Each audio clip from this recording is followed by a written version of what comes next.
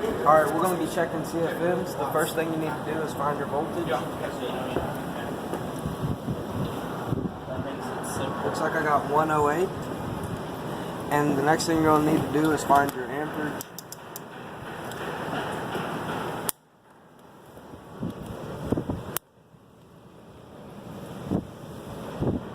Looks like I got about 19.5.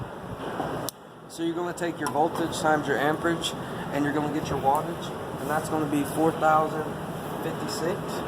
And then you're going to times that times 3.412, and you're going to get your BTU output, which on this unit is 13.839. And then you're going to take your BTU divided by your temperature difference from your return and your supply air.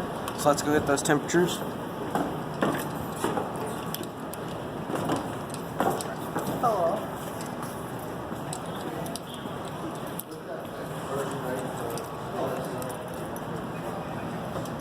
Looks like it's about 70 degrees under here.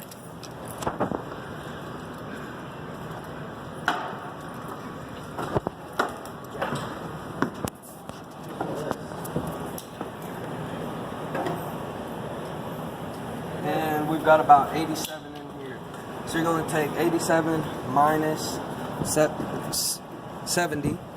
Then you're going to get your temperature difference, and you take that times 1.08, and then you get your CFMs, which for this unit is 766 CFMs.